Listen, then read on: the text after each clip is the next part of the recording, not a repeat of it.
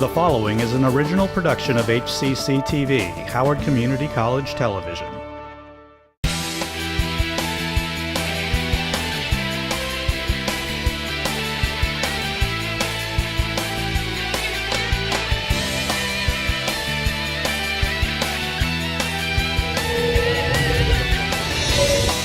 Welcome to Dragon's Lair Update, the only show dedicated to Howard Community College athletics. We'll revisit the most compelling moments from this past season, meet All-American Stephanie Kelly, and meet Jaz Harris in this month's Dragon Close-Up. We'll start with track and field. Howard hosts the NJCAA National Championship. Bruce Hoosier anchors our track and field coverage. Thanks, Diane. I'm here with Howard's assistant coach, Olympic silver medalist Sanjay Ayer. The Dragons enter nationals as the #1 program in the country. Coach Ayer, how did you prepare your training group for this meet? Well, Bruce, I implemented a Olympic caliber training program for my sprinters. I gave my athletes vision and instilled in them faith and belief that we could be champions. I knew if my athletes believed in me, they would work hard. I professed this to them in an emotional team meeting at the start of the outdoor season. They bought into my belief that they could be national champions, and I could see it in their eyes the day before nationals that they were ready to go. This is crunch time. We will not fall apart. We had team meetings. I bonded them together. We prayed a lot, and I had them practice faith. Faith, we could be national champions. Jaleel Petgrave has shined all season. What makes Jaleel a unique talent? Well, Bruce, after the first month of coaching Petgrave, I saw the qualities and tenacities that could make him an Olympic talent one day. Jaleel possesses great speed, endurance, and has the mental capacity to face fierce competition in any situation.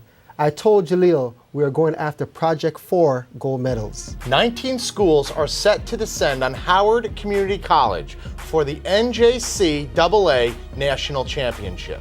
Let's go to the Dragon's Lair. Men's 10,000 meter run. Harper's Colin Weber passes Howard's Philigot Dinku. Weber wins first place and scores 10 points for the two-time defending national champions.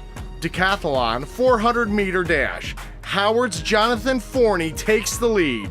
Before the race, I told Jonathan how to execute, and he did. That's a personal best of 52 seconds flat.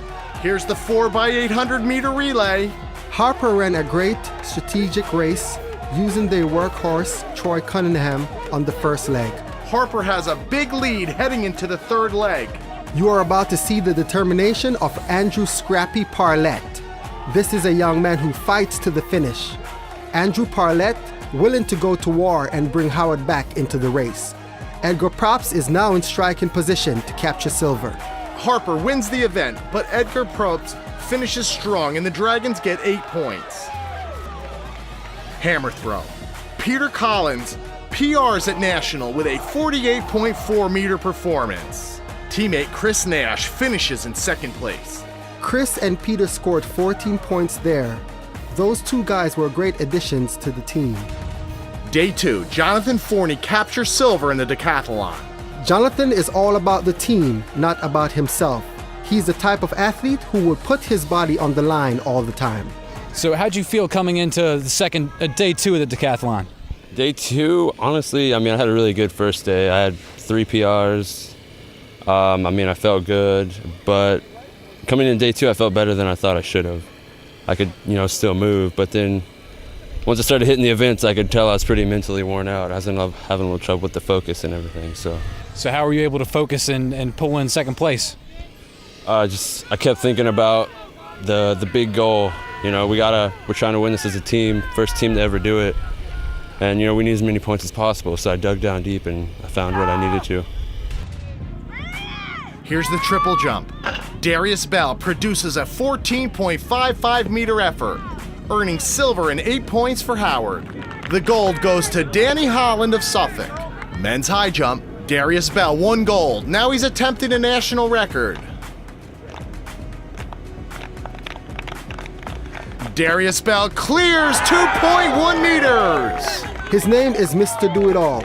Darius is the most talented athlete competing at nationals. Expect great things at the D1 or pro level. All right, Darius, you got the national record for the high jump. How does it feel? It feels good. It feels real good. I'm honored to even be in this vicinity with everyone here that was, competing with me. I had some great competitors, and honestly, I'm just grateful and thankful. I just give all the glory to God as always. I wanted to ask you, you have a little ritual before you jump. What's your little pre-jump ritual all about? Oh, well, my grandma, she passed away last October, so I stopped pretty much working out and doing everything, and then I just had to snap back and remember she was a real church-going woman, so she would always have me pray before anything that I do. So before I do triple, long, anything before I start, I always, do my cross, kiss it up to her, because I know she's looking down on me. All right, so you had to come, you did the triple jump, then you had to come right around and do the high jump. How did you feel coming into the high jump? I was nervous, man. I didn't know if I was actually even gonna be able to continue jumping, because my whole body, I'm still kind of shaky. Everything's just shaking in, my allergies, it's just bad. But as I always say, I just feel like God just really pushed me through it, even though that wasn't the best jump that I've ever done this whole year, but still he allowed me to, get a record under my belt. So that's the first record I've ever broken. So I feel really good about that. Day 3 of Nationals, Howard leads the team rankings. Harper is in second.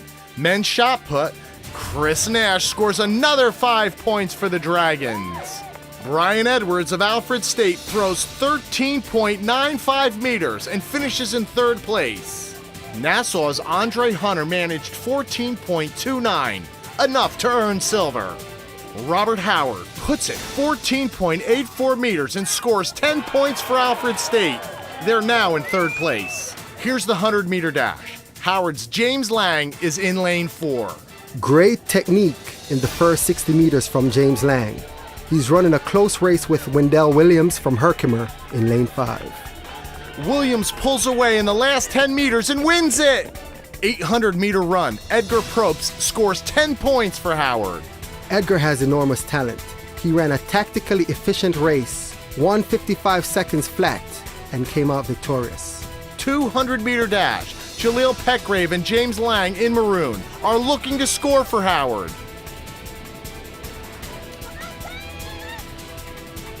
Into the home straightaway, Petgrave and Wendell Williams lead the pack.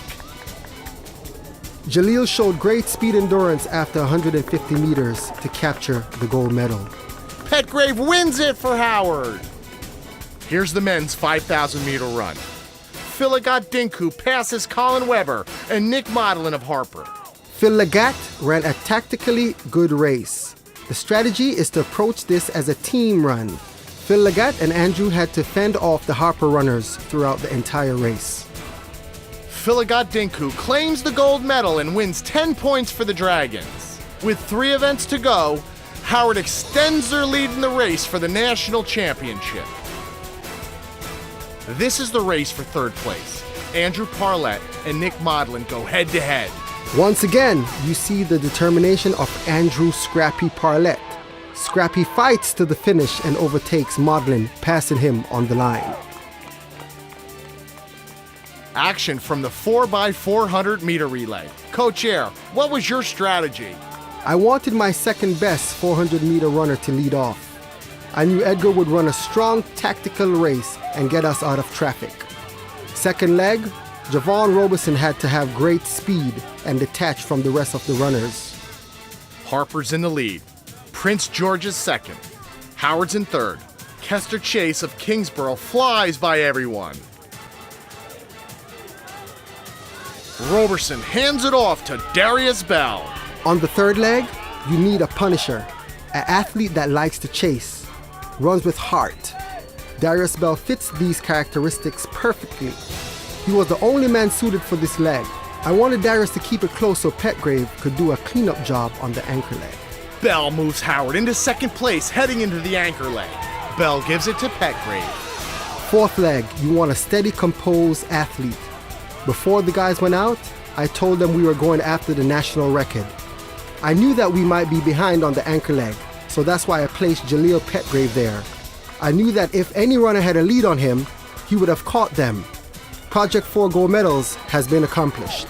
Petgrave is all alone in front.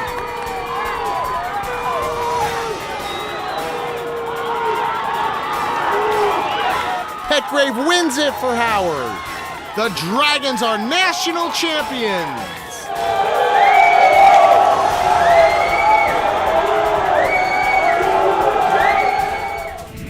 Congratulations to HCC Track and Field. The 2013 squad goes down in history as Howard's first national championship program. It's time for women's volleyball. Howard and Hagerstown square off in a Maryland JUCO Conference battle. Bruce Hoosier has more on 2012's Match of the Year.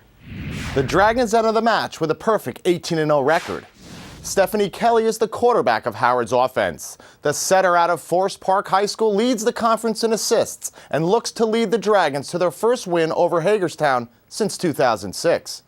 Howard has the better record, but the Maryland JUCO title goes through Hagerstown. The Hawks have won 4 of the last 5 conference championships and haven't lost a Maryland JUCO match since 2010. Howard and Hagerstown square off in a match that will likely decide the Maryland JUCO championship. Let's go to the Dragons' Lair. Action from the first set. After 6 ties and 4 lead changes, Howard has built a 3-point lead. Free ball for the Dragons. Stephanie Kelly sends it outside to Heather Reed. She puts it away. Terrific cross-court kill from the freshman out of South Carroll High School. Howard continues to pound away. Heather Reed delivers a big right-hand shot. The Dragons close a set with a 10-6 run and take the opening set. Here's Hagerstown serving Howard. The Dragons get into their system. Strong finish by Chelsea Perinello. 6-point lead for Howard. Hagerstown needs a play. Paige Kitchen to Emmeline Stahl. She's turned away by Victoria Johnson. Howard dominates the second set and takes control of the match. After trailing 13-3, Hagerstown has battled back. Excellent dig by Stahl keeps the rally alive. Crucial point for the Hawks. The defending Maryland JUCO champions are starting to show some life. Electric atmosphere in the Dragons' Lair. Howard will serve 3 points away from sweeping Hagerstown. Summer Neff feeds it to Elise Manning. The Hawks come back to win the third set. The momentum now belongs to Hagerstown. Neff goes back to Manning. Crushing shot from the Hawks sophomore. Hagerstown runs it up the gut. Aggressive swing from Manning. Hagerstown forces a 5th set. We're tied at 8. Hagerstown serving Howard. Stephanie Kelly gets it to Victoria Johnson. She brings the crowd to their feet with a spike. Here's Broadwater serving for the Hawks. Nicole Eder finds the setter. Heather Reed comes through in the clutch. The Dragons regain control of the match. Match point for Howard. Eder receives the serve. Kelly goes to Reed. Game-saving dig from Broadwater. The crowd thinks it's over. The unbelievable dig keeps the Hawks alive. Still match point for Howard. It's out!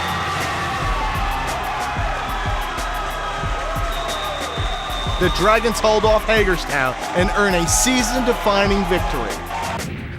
All-American Stephanie Kelly set up just about every kill you saw in the last highlight. Let's meet Stephanie in a special edition of Dragon Close-Up. HCC's women's volleyball team is having one of its most successful seasons ever. And one of the main reasons behind that success is the play of setter Stephanie Kelly. I mean, she's got the most beautiful hands.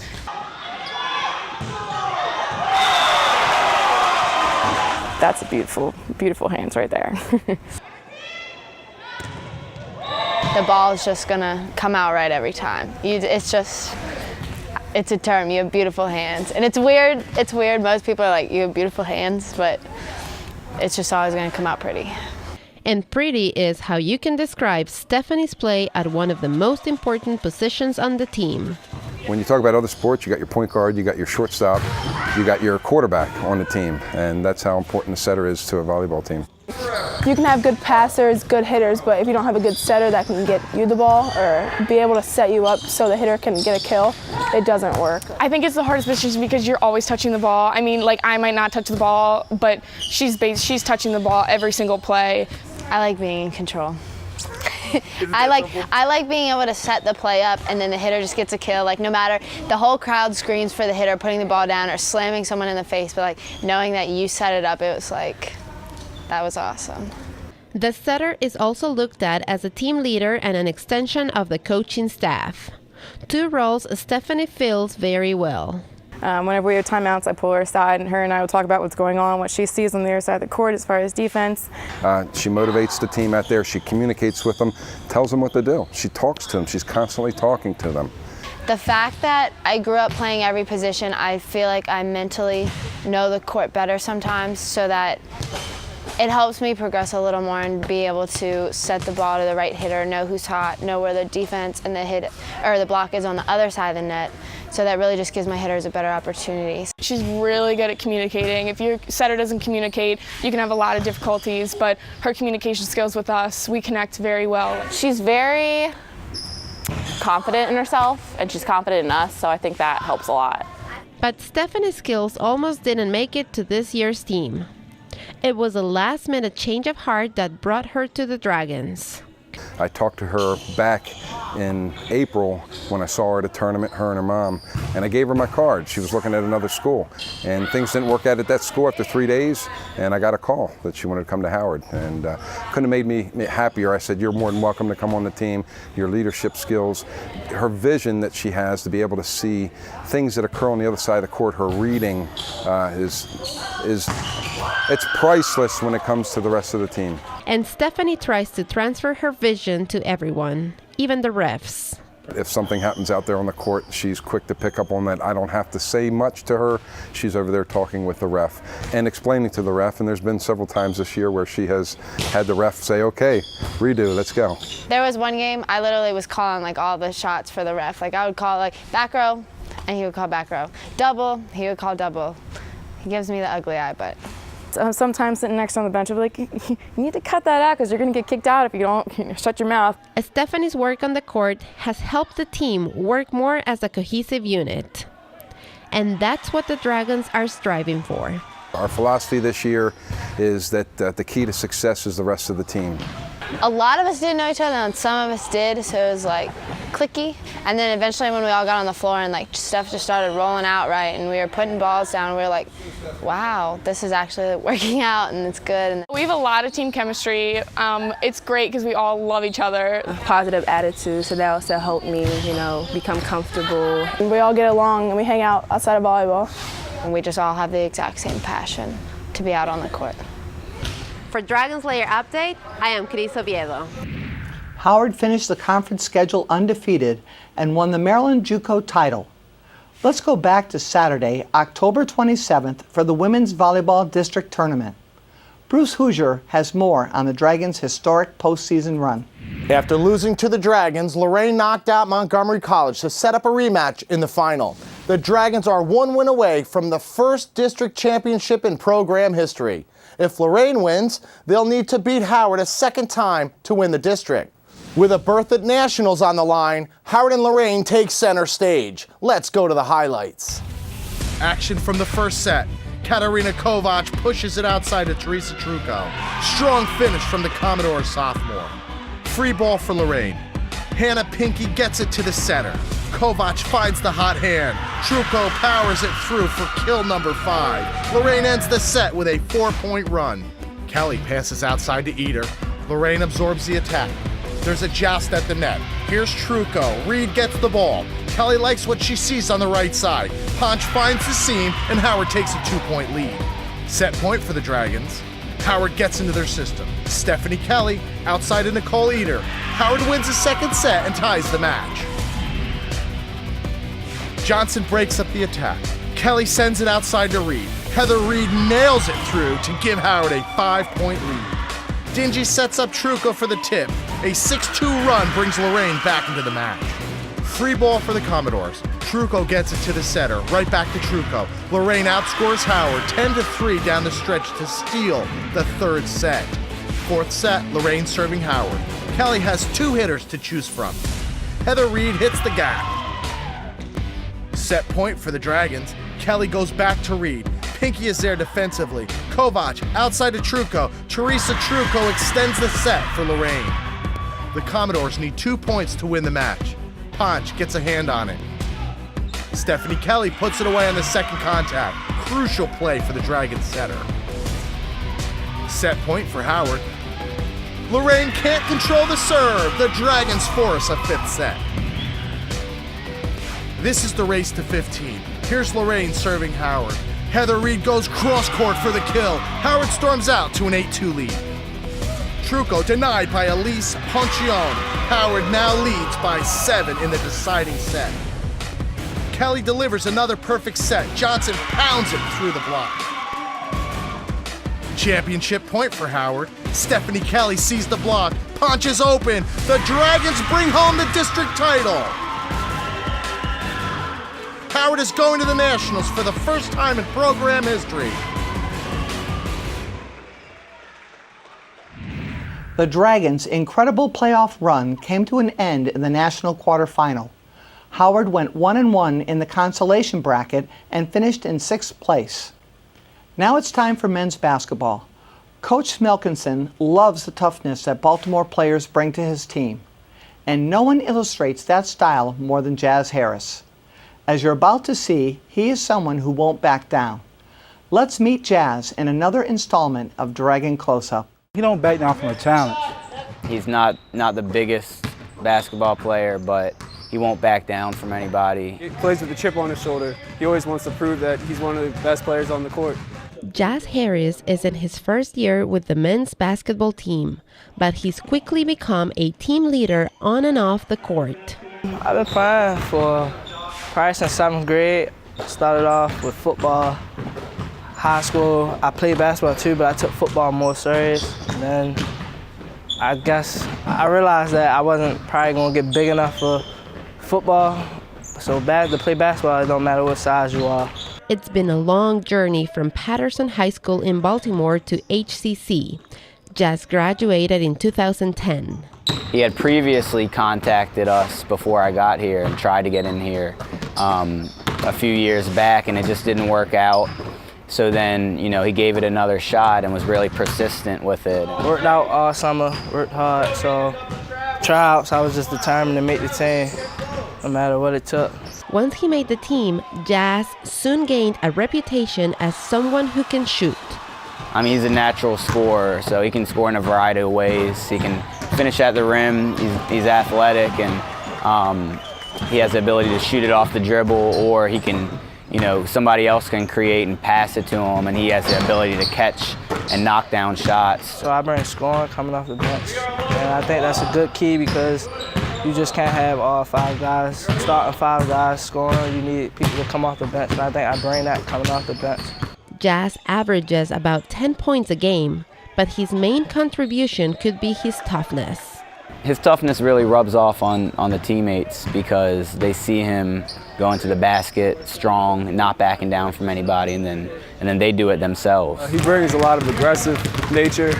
He's always trying to score, but at the same time, if him being aggressive gets someone else open, he'll pass you the ball. I think being tough just comes from being from Baltimore. Like, that's just part of me. Like, I always play with guys older than me or bigger than me, so I don't like losing, so I just go hard. Growing up in the city, the brand of basketball is different than it is here in Howard County and in other places. And I always say that there's just a toughness about Baltimore players that I like and I want in my players, and Jaz has it.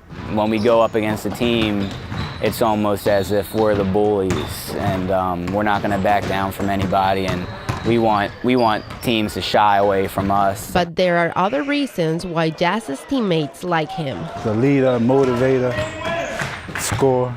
If someone else does something wrong, he'll try to pick them up, tell them what they're doing wrong. His attitude around campus, not only on the court, but he goes to every class, he shows up on time, he tries his best, he completes all his assignments. He's a nice role model to watch.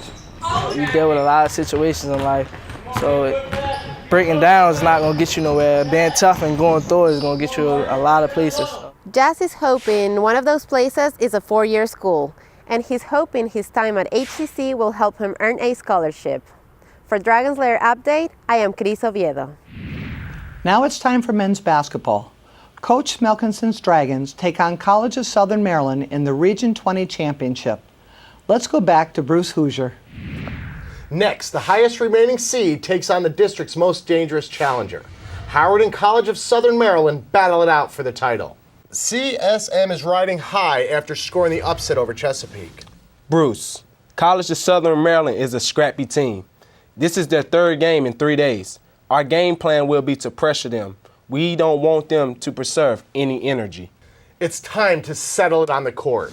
Howard and CSM face off in the district championship. Let's take you to the second half. Howard has a 1-point lead. The Hawks force a turnover. Devin Brown puts it away in transition and gives CSM the lead. Jaz Harris from the corner. Harris makes him pay. The Dragons reclaim the lead. Troy Cummings takes it to the lane. He's turned away by Maurice Thompson. Howard's on the run. College of Southern Maryland hustles back on defense. Thompson gets inside and does some damage. This is what we need from Maurice. Tough and physical plays. 7 minutes remaining. Quentin Dotson on the drive. He dumps it off to Sheldon Thorne. 8 unanswered points from CSM. The Hawks are taking us to the basket. College of Southern Maryland is scoring at will. Coach Mike Smelkinson goes small, puts Ali Conde at the 4th spot to match up better, and it pays off. Here come the Dragons. Brandon Spain's layup brings Howard back within 5. James Bartnick to Conde. Incredible effort from the freshman out of Laurel. He converts on his way to the line. 2 minutes remaining. Brandon Spain takes it inside and comes up with a tough bucket. 80 seconds on the clock. Howard's locked in on defense. Bartnick forces a turnover. Bartnick to Conde. The Hawks all-conference guard fouls out. Conde would make it a 2-point game. Final minute. Juwan Cole handles the ball for CSM. Cole forces overtime with a pull-up jumper. Isaac Fullwood up against Brandon Spain. Good defense as Jenna Fuja hauls in the rebound. Bartnick sends it ahead to Conde. Ali Conde gives Howard the lead. Next possession. Conde's at the line for Howard. That's a huge tip-in off the missed free throw. Clutch play from James Peters. Howard has a 4-point lead. Bartnick with the block. Sends it across to Conde. The Dragons are fired up.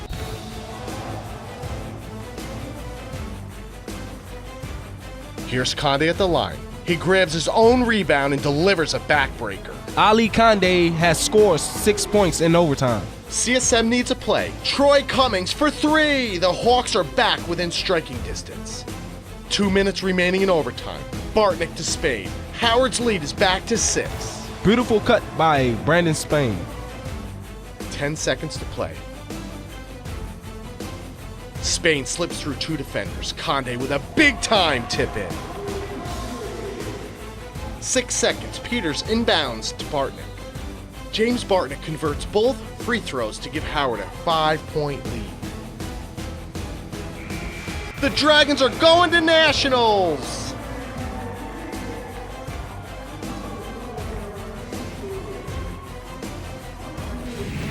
Monroe ended Howard's national championship hopes in the Sweet 16.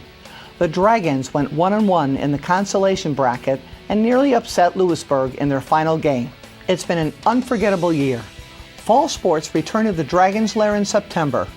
You can watch archived episodes of Dragons Lair Update at youtube.com/HCC Dragonsports. Thanks for watching, and remember, go Dragons!